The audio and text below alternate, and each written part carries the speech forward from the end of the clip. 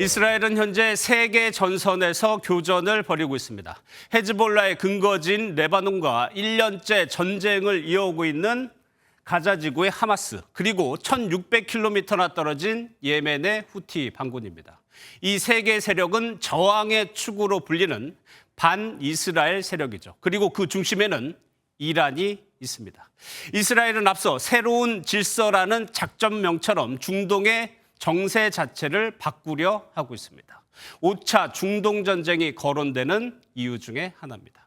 헤즈볼라의 수장인 나스랄라에 이어 후계자로 거론되던 인물도 사망했다는 보도가 나오고 있습니다. 헤즈볼라는 현재 나스랄라의 장례도 치르지 못할 정도로 타격을 입었지만 이스라엘의 공격은 멈추지 않고 있습니다. 지난 3주간 사상자는 10,000명에 육박합니다.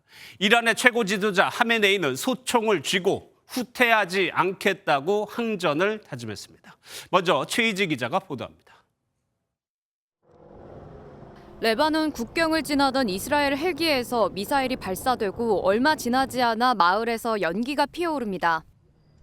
새벽부터 수도 베이루트에서 피어오르기 시작한 시뻘건 화염과 폭발음은 날이 밝을 때까지 멈추지 않습니다. 지상과 공중에서의 파상 공세에 레바논의 주요 시가지는 이스라엘군에게 점령당했습니다. יש לנו תוכניות, אנחנו נפעל במקום ובזמן שנחליט. 헤즈볼라도 이스라엘을 향해 로켓을 쏘며 저항을 이어가고 있지만 새 수장으로 거론되던 하셈 사피에딘의 사망 가능성이 제기됐습니다. 이스라엘 국영 언론은 지하 구조물에 숨어있던 사피에딘이 이스라엘의 벙커버스터 폭탄 투하로 살아남았을 가능성은 작다고 전했습니다. 레바논 난민 캠프에 머물던 무장단체 하마스 군사조직 알카삼 여단의 지도자도 사망한 것으로 알려졌습니다. 이란의 최고 지도자인 하메네이는 지난 2020년 1월 이후 처음으로 공식 석상에 나와 이스라엘에 대한 저항을 촉구했습니다. مساعيكم وقدراتكم وعززوا تلاحقكم وقاوموا العدو المعتدي وأفشلوه. 한편 최근 3주 동안 이스라엘의 대규모 공습으로 레바논 내 사망자가 1만 명에 육박한 것으로 전해지는 가운데 현재 100개 이상의 마을에 대피령이 내려져 피해는 더욱 커질 전망입니다. MBN 뉴스 최희지입니다.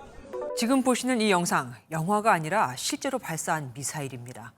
두께 3m의 철근 콘크리트까지 뚫을 수 있는 우리 공군의 유도 미사일 타우러스인데요. 스텔스 기능에 북한 평양까지 10분대에 갈 수도 있다죠.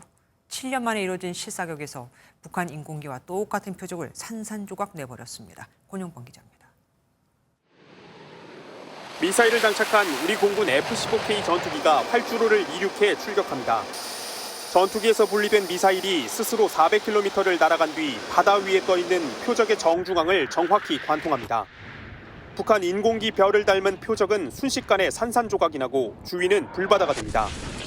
7년 만에 공개된 장거리 공대지 유도 미사일 타우러스 실사격 모습입니다. 최대 사거리 약 500km를 최고 속력 시속 1000km로 비행해 서울에서 평양까지 10분대면 도달 가능합니다. 스텔스 기술이 적용돼 레이더망에 탐지되지 않고 도발 원점과 핵심 시설을 정밀 타격할 수 있습니다. 두께 3m의 철근 콘크리트를 관통할 수 있는 파괴력까지 갖춰 한국형 3축 체계 중 하나인 킬체인 핵심 전력입니다. 2016년 전력화된 타우러스는 1년 뒤 북한 6차 핵실험 직후 실사격이 처음으로 공개된 바 있습니다.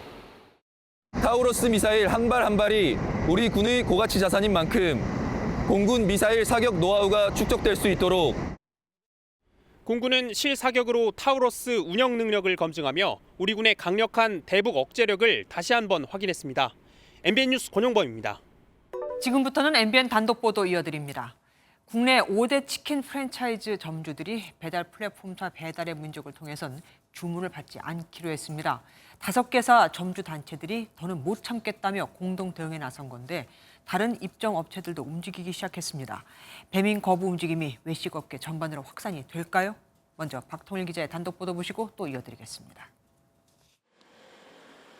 BHC와 BBQ, 교촌, 굽네, 프라닭 등 국내 주요 치킨 프랜차이즈사 점주들로 구성된 각사 점주단체 5곳이 배달 플랫폼 배달의 민족을 통한 주문 거부에 들어가기로 했습니다.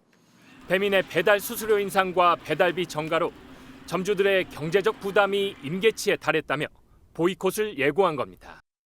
5대 치킨사 점주단체가 특정 배달 플랫폼사를 상대로 공동 대응에 나선 건 처음입니다. 이 플랫폼의 이 병폐 때문에 수익이 안 나고 하는 그런 것 때문에 이 임계점에 다다라가지고 곧 움직이실 것 같아요. 이렇게라도 해야지, 안 그러면 다 굶어 죽는다. 점주 단체 측은 배민이 새로 도입한 무료 배달 서비스 배민클럽의 임시 사용 정지나 서비스 탈퇴 등의 방안을 고려 중인 것으로 전해졌습니다. 보이콧 동력 확보를 위해 각사 본사와 전국 가맹점주 협의회 등과 협의를 이어가고 공공 배달앱 사용을 적극 독려할 방침입니다. 다만 배민이 배달 시장의 60%를 차지하는 만큼 개개 업장의 참여를 이끌어내는 데 한계가 있다는 우려도 있습니다. 앞서 롯데리아 등 일부 프랜차이즈사가 배민 보이콧에 나선 가운데 5대 치킨사 점주들의 공동 대응이 외식업계 내 배민 거부 움직임의 분수령이 될지 주목됩니다. MBN 뉴스 박통일입니다. 문재인 전 대통령의 딸 다혜 씨가 오늘 새벽 음주운전을 하다 교통사고를 냈다는 소식입니다. 연장현 기자 자세히 전해주시죠. 네, 문다혜 씨가 면허 취소 수준으로 술을 마신 상태에서 운전하다 경찰에 적발된 것으로 알려졌습니다. 문 씨는 오늘 오전 3시쯤 서울 용산구 이태원 해밀턴 호텔 앞에서 음주 상태로 차량을 몰다가 차선을 변경하는 과정에서 뒤따라오던 택시와 부딪힌 것으로 전해집니다. 경찰 음주 측정 결과 문 씨의 혈중 알코올 농도는 0.14%로 면허 취소 수준이었던 것으로 파악됩니다. 서울 용산경찰서는 문 씨를 도로교통법 위반 혐의로 입건했습니다.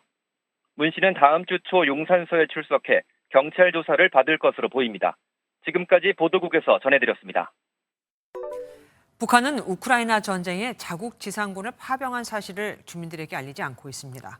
우리 군이 북한의 러시아 파병 소식을 대북 방송으로 알리기 시작했습니다. 자국의 파병 여부에 대해 답을 하지 않으며 침묵으로 일관하는 북한에 대해 직접 행동에 나선 겁니다. 북한 주민들의 동요도 이끌어내고요. 정태훈 기자가 보도합니다. 강화도의 접경 지역입니다. 라디오에서 북한군의 러시아 파병 소식을 알리는 방송이 나옵니다. 북한의 지원에 대해 우크라이나를 상대로 한 전쟁에 사실상 참전으로 규정하며 우리 군이 북한을 상대로 실시하는 대북 방송입니다. 해당 방송에는 젤렌스키 우크라이나 대통령이 우크라이나 러시아 전쟁에서의 북한군의 존재를 인정했다는 현지 매체 보도 내용이 담겨 있습니다. 또 우크라이나 도네츠크 전선에서 북한군 6명이 공습으로 숨졌고 러시아군이 북한 병력으로 구성된 3,000명 규모의 특별대대를 편성 중이라는 등의 현지 언론 소식도 전했습니다. 앞서 국가정보원은 북한이 최대 12,000여 명에 달하는 북한 특수부대원을 러시아에 파병하기로 결정했다고 밝혔습니다. 하지만 북한은 최근 11개국으로 구성된 대북제재 감시기구 출범을 비난하면서도 자국의 파병 소식에 대해서는 여전히 침묵으로 일관하고 있습니다. 한국은 북한 움직임을 모두 알고 있다는 정보력 과시청명이 있고 언제든지 러시아 우크라이나 전쟁터로 이끌려갈 수 있다는 일종의 심리적 압박 의도도 담긴 것으로. 북한이 침묵하는 이유로는 파병 사실 여부에 대해 대응할 경우 자국에 도움이 될 게 없기 때문이라는 분석이 나옵니다. MBN 뉴스 정태웅입니다.